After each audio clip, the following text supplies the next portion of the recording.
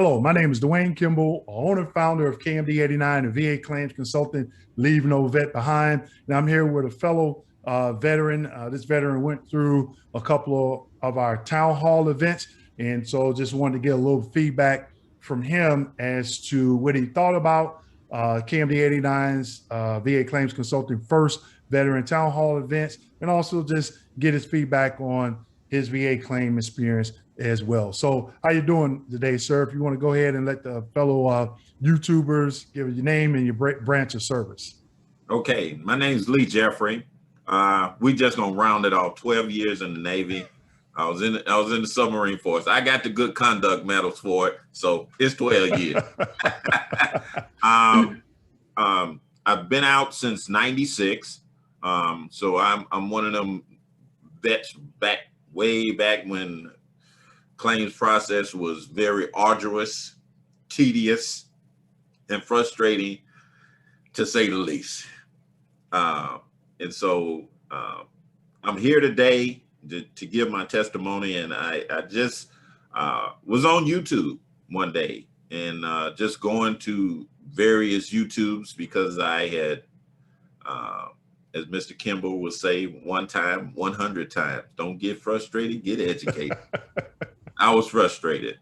And I've just gotten to that point where I'm at that stage in my life. I need to reevaluate my medical claims with the VA. And I'm glad that I found them today because I have restarted the process and I feel a lot better. And, you know, a lot of, but first, let me ask you, say you was in the Navy and you were on a submarine, and I'm an Army veteran. So we spend a lot of time out on field maneuvers. So when you're on the submarine, how long were you all like on that sub below water at one given time before you got to a port somewhere? And when you got to the port, did they let everybody off, or only certain people that could go ashore? Okay. The longest I did a 6-month tour. Okay. During that 6 months, we went various places. I was a Westpac sailor, as they would say. So I made the Westpac run, which would be Hawaii, Guam, Philippines. I went to Hong Kong. We stopped in, one of our main stops was in Yokosuka, Japan. During that 6 months, I did 2 months straight. We didn't come up. We didn't see sunlight. We didn't see anything. Not that I see sunlight anyway, but we was out for 2 months straight underwater. I'm still evaluating my mental status after that because it's different. It's different, to say the least, you know, to come back, to go out on a vessel underwater, go out for 2 weeks, and you end up, you know, from San Diego, you in Hawaii next time you pop up. As far as whenever we went in, came into port, you know, just like any other military organization, everybody can't leave a post. So we had to basically, always was a contingency on board as far as guards and patrols, because even in port, we still had systems we had to maintain and make sure that they were ready to go. Because if we ever had to, you know, pull up anchor, as we would say, and get to getting, we needed to have at least a minimum crew to get started going. Right. Oh, okay. There was always somebody on board, somebody that could, if nothing but a skeleton crew.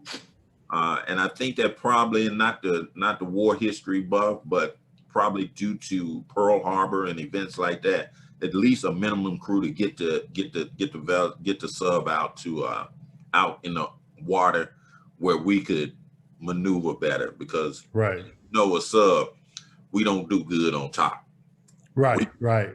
And I was always curious about that because, you know, normally we go out on field maneuvers. You may be out there, I think the most I did maybe 2.5 months. And, you know, you're in the woods and you maybe we call jump top. So you tear everything down, maybe go 2 or 3 miles down the road or 10 to 15 miles down the road, depending on where you're at and how big the location was where you're at. And then you set everything up again. And that was pretty much the same thing. You have Humvee will go ahead with the radios and they, you know, go to the next location. and they'll take command of, the radios and stuff while we're packing everything up. Or we'll have an individual monitoring what we call the net, usually SINGAR radios.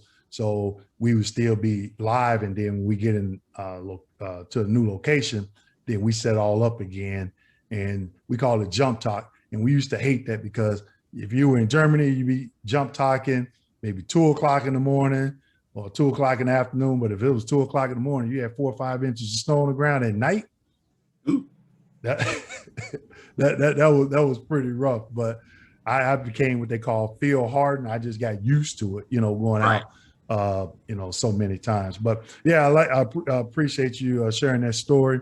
But for our viewers tonight, we're interviewing Lee, and we're going to be talking about, we just wrapped up the KMD89 VA Claims Consulting first veteran town hall events. This is the final event.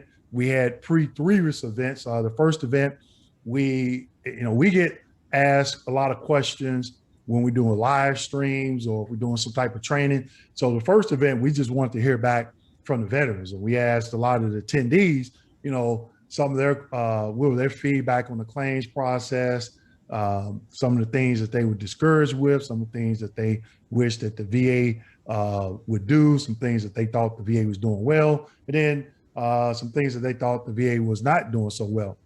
Right. Then the second event, we did a quiz. We had 30 questions, and this was a time limit on each question. So, question was going. It took us a while to get going, because we probably had about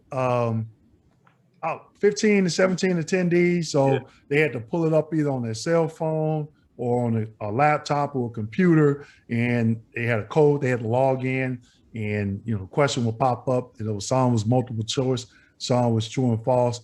And then our third event, the attendees got to actually complete a rating decision. And in this rating decision, they had a DD-214. It was a John Doe, it was a mock file. They had a DD-214, had some service treatment records, 3 DBQs with nexus statements, right? Intent to file. And so the veterans, the attendees, they had to go through, what was the date of claim? What was the veteran claiming? What was the veteran diagnosed with in the service? So we had even a VA form 21-526, actual claim form. So we had about 14 questions, and some people, they turned in the questions early so we could grade them. But it was educational, but I think fun at the same time. So it just gave the attendees a small snippet, just a small snippet of what RVSR/raters, what they look at when they're going through some of these claims files. So some of the questions I want to ask you, Lee, could you tell other veterans which events that which one of the veteran town hall events that you attended with KMD89? Okay, I was able to attend, excuse me, I was able to attend the first event where it was general question and answer period. And that was really, it was informative, it was enlightening, because since I've been following KMD89, I have picked up on a lot of information, and it has helped me to educate myself to better prepare as I start the process on doing another claim. So it was very informational in the standpoint also because you have veterans from different backgrounds, different branches of the service, and different issues, and they gave their feedback. Some were quite close to some of my issues, so that really was helpful, and some not. But it was one of those things that I've always been one, is that I am not the keeper of all information. If I get some information and I know that I can help someone else, and I have that information, I share that information. So from that standpoint, it was really good because I got a wide variety of questions and answers of people's and their different experiences as far as filing their claim. I was able to attend the Kahoot, the quiz. It was fun. I was almost there. I was almost there on getting the top prize. But it was quick pace. It was exciting. It was fun. And it tested your knowledge as far as where you at in the claims process, how closely had you been following Ms. Kimball, and his videos are just information that you have from your own previous experience, whether you way off base or you right on the right path. So as he said, it was really fun. I really enjoyed it. And it was just some of the answers we got that we were given. We were like, "Whoo, I thought I was right, but not on that one." So those are the two events, and I really had fun, and I have really enjoyed it. And the time that I've devoted to it has been well worth it. Right. And, we definitely appreciate that. And going back to what you said earlier, the first event, when you got to meet some other veterans from other branches of service, and you heard some of their stories of about some of their frustrations with the VA. And I think that's important, because I see a lot of comments on YouTube, and people say, they said, or they said. And I'm like, well, who is they? What regulation were they quoting, or M21 reference? And I even learned some things that, some of the attendees shared what they went through with the VA claims process. And then I went on to maybe do a short video about, something, maybe somebody shared a frustration and just trying to clarify it. And, you said, get educated, don't be frustrated. And that's the thing, we do. We try to do as many live testimonials as we can, so other veterans can get a true sense of, what we're doing, right? How we're doing it, and how they can become educated on the claims process. I've in several YouTube videos, I shared my own experience. I think even during this town hall, I share some of my personal experiences as it pertains to some of the topics that we discussed. And that's where they need to hear other veterans. This is, something that I went through, or I was able to watch this particular video that KMD89 did. And this is how, it kind of alleviates some of the frustration, right? Because like I say, it's once you said it earlier, you were going through the process and you came across, some of KMD89's YouTube videos, and you had to reset.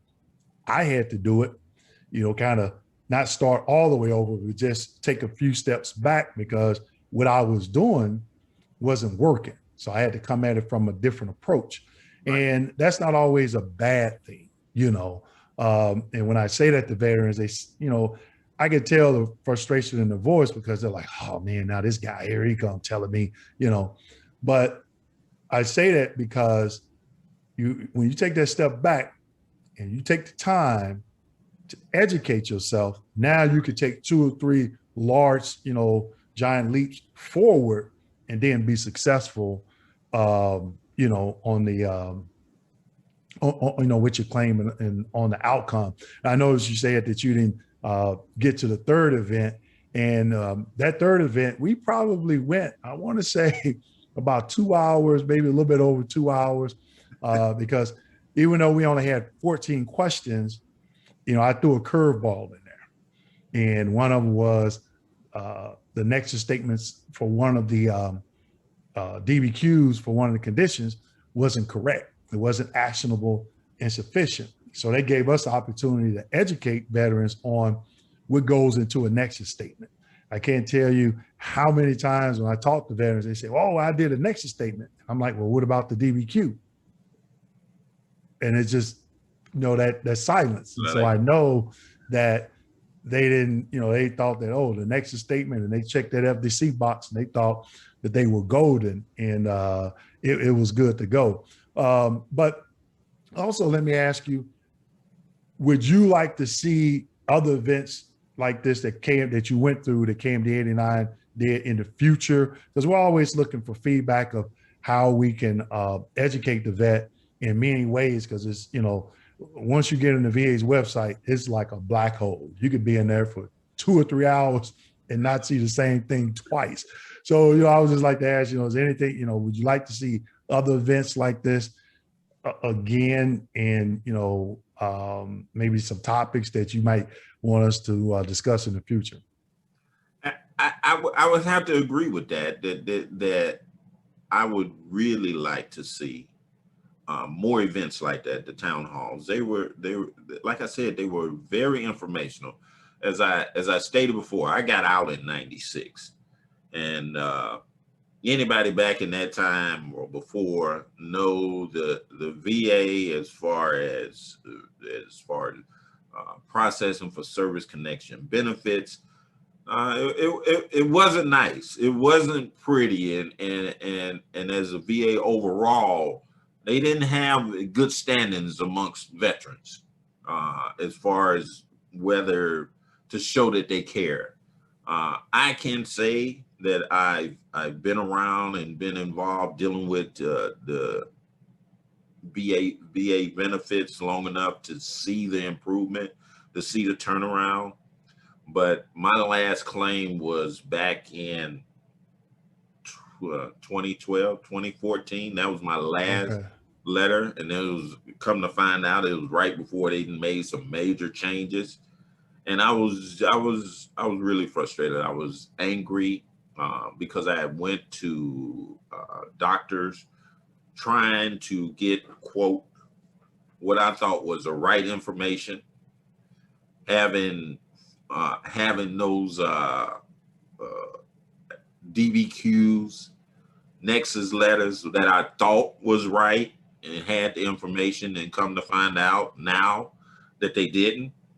And so the town hall meetings, whether it's the question and answers, whether it's the quiz, the Kahoots, or doing a mock claims folder, is very helpful. Because like I said, since my last one, I'm not gonna sugarcoat it. I was scared to even start this process again because it was really that frustrating. It was really like stressful. Not that it's not stressful now, waiting on my claim folder, waiting on my service records and stuff, but that's just time. In that time, I've been able to educate myself. I look at more videos. I'm catching you every time you're putting out that new information, because in the end, I think, like you said, as I'm doing this reset, it's going to give me that opportunity. Once I get everything together, watch out, because like if I go to a CMP exam, which I know I probably will, because some of this stuff that I'm claiming is going to be new. I'm not going in there. We ain't chummy. We ain't buddy. It's business. You do your thing. I'm here to do my thing. Don't come up here to, oh, Mr. Jeffrey, I'm here to help you. No, we ain't having none of that. You do your thing. I know what you got to do. I'm here for a certain purpose, and we're gonna go through this process. And it's just having that knowledge and that understanding that, and I knew that before, but it just didn't click. I got tripped up on that because, hey, Mr. Jeffrey, come on in. And I don't think it always gave me a fair shot, was to my benefit. And some of them was just, you knew that it was a bad exam, so I wasn't even expecting anything. But now, whether it's a good exam or a bad exam, I know that I have recourse, and I know how to proceed in that recourse. And I think that is the greatest thing that I have gained from you and your organization. Between you and between DJ, it's just like I may get frustrated, but it's not going to be anywhere near the frustration level that I was at previously. And I have to thank you for that. And so I tell everybody out there, I'm gonna steal this quote because I wholeheartedly believe it. Don't get frustrated, get educated. And it's so powerful now. And I think the last thing before I be quiet is that nowadays, there's really no excuse for not getting the right information. Due to technology, due to the internet. Back when I was doing it, like you said, I could have got on the internet. It might have been real slow because these computers wasn't as fast. Right. Would have went down a rabbit hole and they'd have been looking for you today. Like, where's Lee at? He went down that rabbit hole on the VA website looking for something, and we ain't seen him. So, you know, today is you know, you all have given that information. You have given those resources, that connection to the M21, to the CFR regs, and it's just a link. It's just a click away to having that total information. That's why if I do go to a CNP exam, I know what they're gonna add. I know what I'm trying to do. I know what I put in, and I know what the questions will be and how to answer those questions. And see, and that's empowering. That's empowering for me. That's why I would encourage everybody that hears my voice and is watching this is to do the things. Mr. Kimball, he doing his homework. When he say he probably gonna quit saying it pretty soon. We're gonna get that down there with all that information. He's gonna quit saying that. But by now, if you've been following him any time, you know he puts a lot of information down in that show more box. Show me more. Yeah, and you know, and people see my videos and they'll call me and they'll say, "How do I get a copy of my claims folder? How do I do it in intent to file?" And I'm like, and so I started saying that in the videos. Click that show more button, and I'm gonna do it now. Click that show more button, and you'll see my name. You'll see the number of subscribers, and then the number of views, and right underneath that, the show more is grayed out. Click on it, and I tell people when you click on it, it's like Charlie Murphy seeing Rick James for the first time. It's like this aura, and I'm like, I put the blueprint of how I did it. You know, other people may have done it differently, but that's how I did it. You know, and DJ and I, we talked about it. He said, yeah, that's pretty much the same way I did it. He got his, you know, a CD in 4 months. I got mine in 11.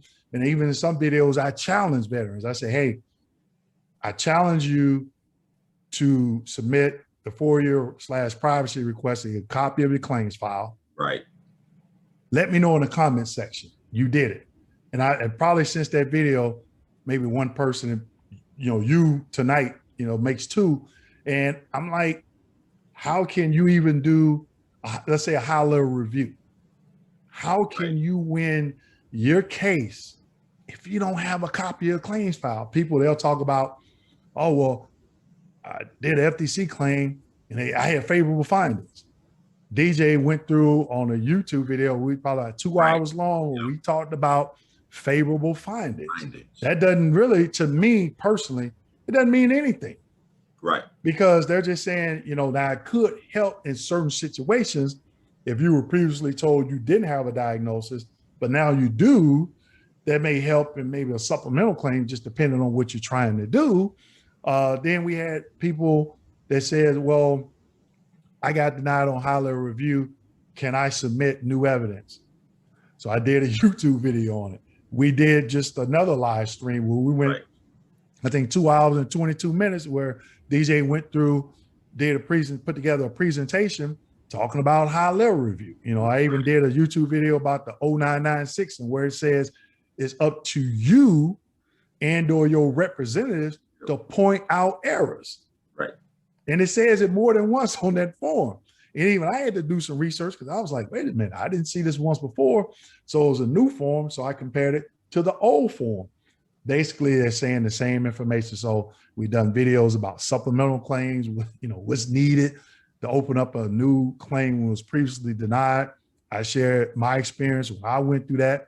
And veterans think that they have to do a lot. Sometimes you do, but the process is not complicated as one would think. And people will say, well, it's easy for you because you went through it. And I'm like, you know what? You're right. But when I was going through it at the time, I was like you. And I was working in that system. And people like, it still took you 4 years? Yeah. You know, so, you know, you try to do the right thing. And I tell people, you know, always be honest when you're doing your claim, but also pay attention to that. You stated earlier, the 38 CFR and that M21 is key. Because I can't tell you how many veterans they'll call me and they say, oh, Mr. Kimball, I spent $1,800 on an IMO. And I'm like, what is an IMO? First of all. And they explain it to me. And then they'll say, well, I'm already service connected. So why would you need a nexus statement or IMO? That's already been done. Right. They've already spent these hundreds of dollars to get it. And then they couldn't understand why they were denied because they sent that in. Then they had to go to a CMP exam and they never looked at that diagnostic code criteria. Right. Or, you know, where they think that they fell on that particular condition. So they could, and DJ uses this term, reasonably articulate your symptomology. Right. So, and I've seen veterans go to their CMP exam and talk themselves out of service connection because they just start, as my grandfather used to say, you talking about a whole lot of who shot John and all this other stuff.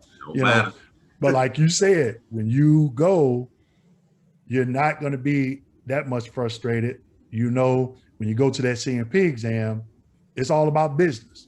I shared my 4 CMP experiences, and I learned real quick. After that first bad one, I was like smoking Joe. I was going in there, how you doing today, Mr. Kimball?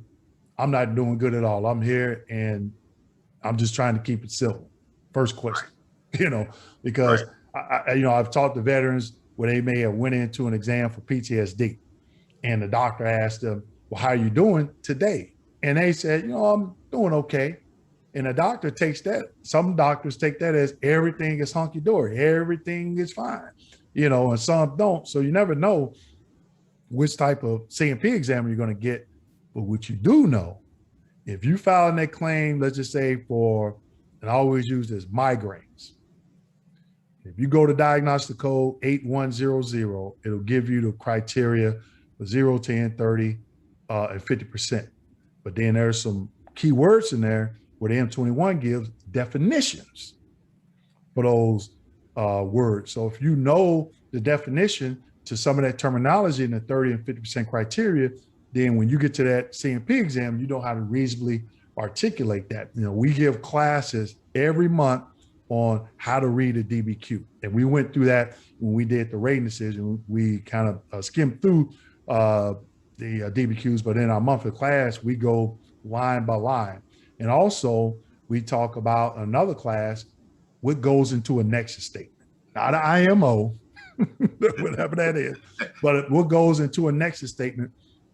And I even share the template that I created for my claim to help me be successful. Right. Then we give examples of direct and secondary medical opinions. Then our main class is how to be successful in the VA disability compensation claims process. Then we even do live Q&As, private Q&As, one-on-ones. And, you know, sometimes we get people to sign up and it's a lot of good information because one, I looked at it that it'll save you hundreds of dollars because if somebody's saying that they can complete this, then you got to ask yourself, do I need that? And then once you get it, is it correct before you submit it to the VA? And if it is, and the VA schedules you for a CMP exam, like you stated earlier, what is your recourse as a veteran? So when you become educated on all that, now you're moving through that process. You know, it's frustrating because you got your waste times and then you're like, wait a minute. They said my doctor can do a DBQ virtually after March 1st, 2021, but they scheduled me for an exam. Why are they doing that? They did it to me on my last exam, but I knew that I could refuse that exam. And I did. One of my videos, can you refuse an exam? So it's a lot of, you know, good information in those classes that we do. They could be found on our website at KMD89.com. And for those of you that missed those, any one of those town hall events, I think they missed out on a lot because we had anywhere between, I would say, 15 to 17 people in those events. And, you know, like I said, like you said, there was a lot of discussion, a lot of feedback, and, you know, and attendees were sharing some of their frustrations and where some of their hiccups were. So I definitely appreciate you taking the time, you know, because we all got busy schedules, but, you know, to take the time out and, you know, either watch our YouTube videos, watch a live testimonial, taking a class, you know, that's time out of your schedule away from your family that you're spending with us. So we definitely appreciate that. So just in wrapping up, you know, if you want to just share any other feedback with, you know, any other veterans, and this is going to be on YouTube and on our website. So they're going to see Lee, the Navy, the Navy veteran. So if you just want to have a final thoughts, I'll let you have your final thoughts. As wrapping up, I just really want everyone that sees this, really strongly encourage you to watch the videos, take notes. I've started another notebook, and to let you know how serious it is. It might sound geeky, but I got this old, you know, flip chart. I've laid it out on the floor in one of my rooms, and I've drawn a straight line, a graph, and I'm going through my medical records. I'm waiting for the digital copies, or else I'm gonna be going to Kinko's soon and running off some copies, because I got to get this process done. But I've laid out, I'm making straight graphs and just these different events of things that I've seen in my medical record that I didn't see before. And it's things that now that I have been diagnosed being out of the service, this is, granted, this is 2021. I got diagnosed with a condition in probably 2005. I never knew that they were mentioning it all throughout my military 11 and a half years in the service. They always would mention it. They never gave me an actual diagnosis, but basically the same thing that I'm saying now to them, as far as the symptomology, the things that, how it happens to me, how it affects me in a daily life, is the same thing that I'm noticing in some of those write-ups. And I think that level of frustration is what made me just stop the process back then. But now that I know better and I've gotten the education and information, I'm going at it just like training for a mission, whether using the Army, Marines, Navy thing. We always, if we did nothing else, we train, we train. Just for that one day, if you had to go into action, you were ready, and it wasn't going to be a frantic type thing. And that's what I'm doing now when I attack it. So I encourage everybody, if you haven't looked at your claim, done anything with it, you got frustrated, you like, I'm tired of this, blah, blah, blah, blah, they done me wrong, I'm gonna just take whatever I can get. Don't do that. If you think something is going on with you that should be service connected, go look at it again. Open your claim folder. Get a copy of your claims folder. The information is there.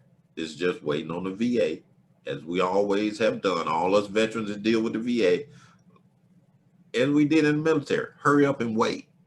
So just open it up again. I'm going to encourage everybody and get the education that's available with KMD89, because I think if you truly devote yourself to it and do your part and get the information from KMD89 and the great team that they have, I think in the end, you will be satisfied. I don't know about happy, but I think you will be satisfied with the process that you end up in because of the tools that you now have acquired in your tool bag. So when you go and put that final claim in and send it off, you can feel probably better than you have when you put in other claims where you didn't know what is going to happen, if they just going to deny it. Just, you can have at least some semblance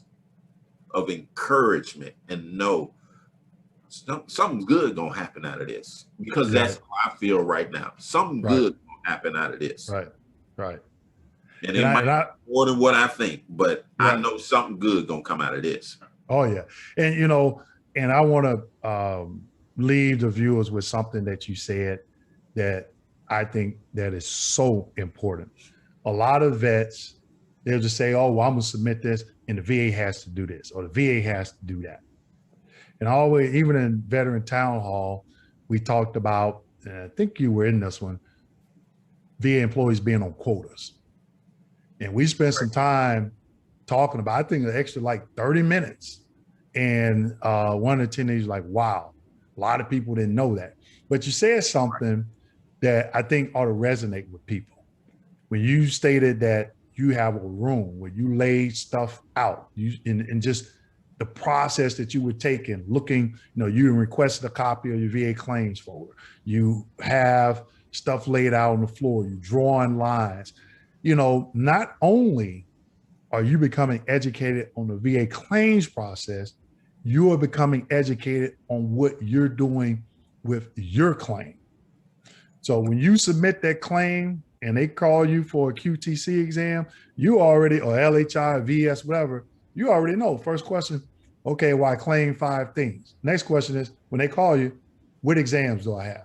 So you know exactly what exams, and then you know, okay, well, I got the diagnostic code criteria. I know, you know, how to reasonably articulate my symptomology, and that's where you maximize your benefits. And when you have that thought process, you may be a little bit frustrated, but on a scale of 1 to 10, you might go from a 10 down to a 2. You know, and I believe that's key. So I am thrilled to hear you say that we were able to educate you through the Veteran Town Hall, the videos from YouTube, you know, and we really appreciate that positive feedback. So just in closing, I like to say first, thank you for your service.